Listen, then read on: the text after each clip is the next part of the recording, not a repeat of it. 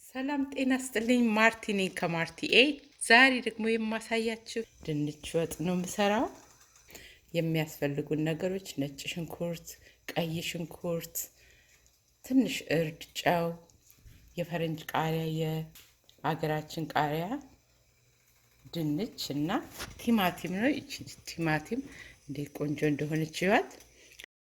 አንዷ ፓውንድ $3.99 ነው የምትሸጠው። አሁን እሷን መጀመሪያ ቅቅል አደርግና ወደ ስራችን እንገባለን። አብረን እንከታተለው። ብዙ ጊዜ ሰዎች ቲማቲም ሲቀቅሉ ለምን እንደሆነ አላውቅም ውሃውን በዛ ያደርጉታል። ግን ውሃ የሚያስፈልግን በጣም ትንሽ ነው፣ በጣም ትንሽ። ከዚህ የሚያነሰ ለምን በእንፋሎቱ ብቻ ከላይ ያለው ቆዳውን እንድንልጠው ነው።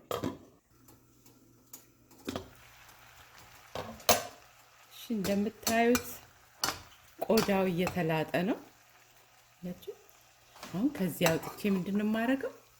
ቀዝቃዛ ውሃ ውስጥ አደርገዋለሁ። አሁን ትንሽ ቀዝቀዝ ብሎልናል። አሁን ከቀዘቀዘ በኋላ ቆዳው በቀላሉ ይላጣል።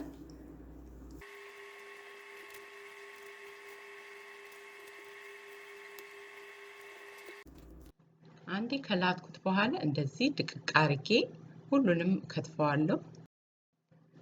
የቲማቲም ጥቅም ለሰውነታችን በጣም ብዙ እንደሆነ ባለፈው ቪዲዮዎች ገልጫለሁ። ለዓይናችን በጣም ጥሩ ነው። ፋይበር አለው፣ ብዙ ቫይታሚን ነው ያለው።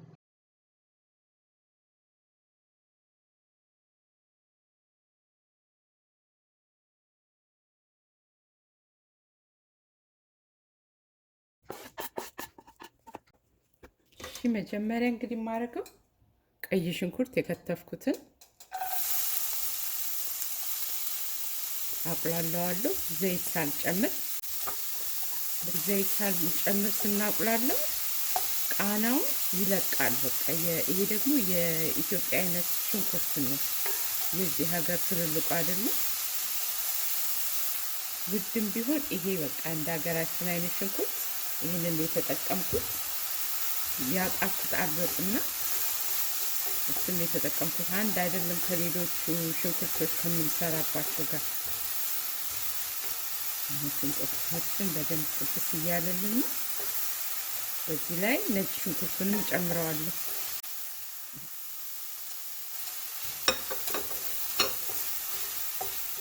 አሁን እንደዚህ ነው። ብዙም ብራውን እንዳይሆንብን፣ ወደ ቡኒ እንዳይለወጥብን ቶሎ ዘይቱን እንጨምራለን። አልጫ ድንች ወጥ ነው የምሰራው። ወደ 1/3 የብርጭቆ 1/3 የሚያክል ወይ ግማሽ የሚያክል እዚህ አቁላለዋለሁ።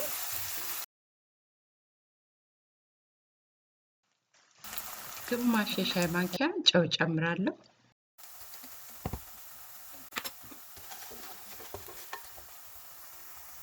እንደዚህ ሽንኩርቱ ጠበስ ካለልኝ በኋላ ያዘጋጀነውን ቲማቲም እንጨምራለን።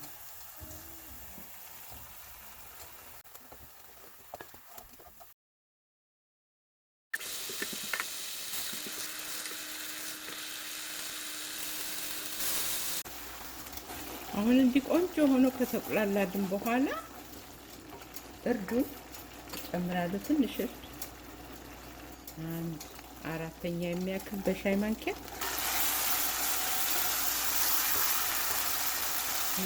ቲማቲም እና እርድ እንደዚህ የሚያምር ከለር ይሰጠዋል።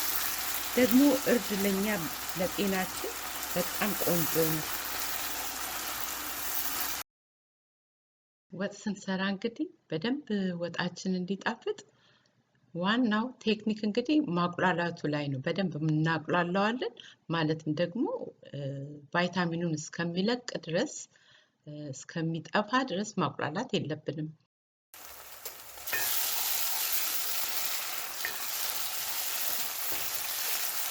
አሁን እንደዚህ መልኩ ሲያምርልን እርድና ቲማቲም ሲቀላቀል እንዲህ ከለሩ በጣም ቆንጆ ነው የሚሆነው።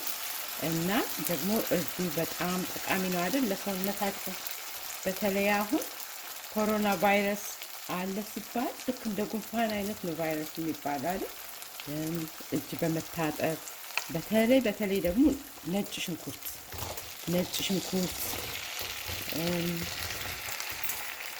በመመገብ እጆቻችን በመታጠብ ሁሉ ነገር በንጽህና አድርገን በተቻለ መጠን መጠንቀቅ እኔ ዶክተር አይደለሁም ግን ይሄ ለጉንፋን የሚረዳ ነገር ኮሮና ቫይረስም እንዳይዝ ይረዳል ሲሉ ሰምቻለሁ ስለዚህ በተቻለ መጠን ሁሉን ነገር መጠንቀቅና እንደዚህ በሁሉ ነገር ውስጥ ነጭ ሽንኩርትና ዝንጅብል መጨመር በተለይ ነጭ ሽንኩርት እና ሌላው ምንድነው ቃሪያ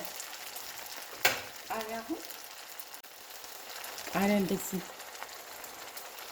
አረንጓዴው ቃሪያ እነዚህ በጣም ጠቃሚ ናቸው ለምን ቫይታሚን ሲ ብዙ አለው ከኦሬንጅ የበለጠ አለው እንደ ተረዳሁት በእኔ መረዳት ከብርቱካን የበለጠ ስለዚህ እሱን እየጨመርን መገብ ነው እንግዲህ እሱን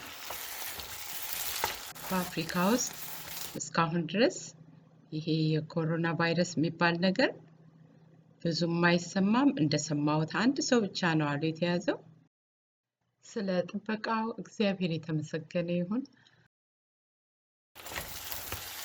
ይሄ ትልቅ ነገር ነው እግዚአብሔር ግን ይጠብቀን ሁላችንንም በያለንበት አሁን ይሄው እንደዚህ ጥብስ እያደረኩ ነው እንግዲህ ድንቻችንን ግማሹን ቃሪያ አሁን እጨምራለሁ አረንጓዴው ከፈረንጁም ቃሪያ የቀረውን ደግሞ ሲወጣ ነው የምጨምረው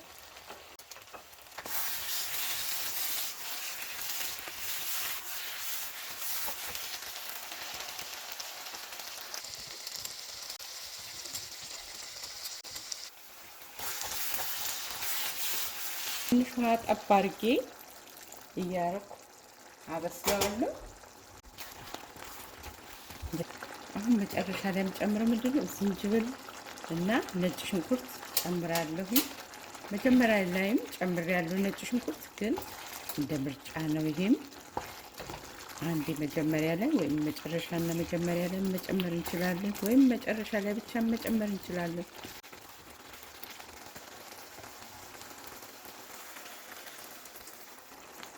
ውሃ ሲጨርስ አወጣዋለሁ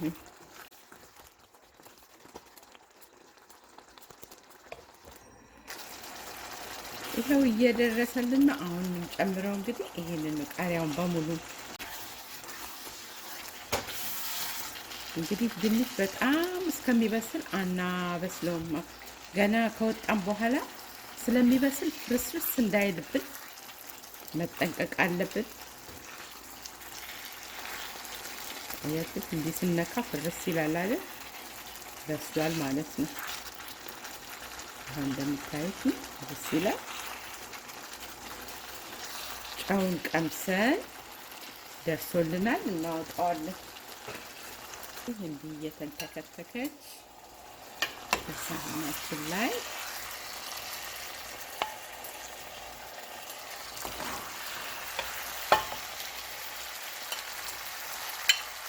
በዚህ ላይ እንግዲህ ነጭ ቅመም መጨመር የምትፈልጉ ጨምሩ እኔ ዛሬ መጨመር አልፈለኩም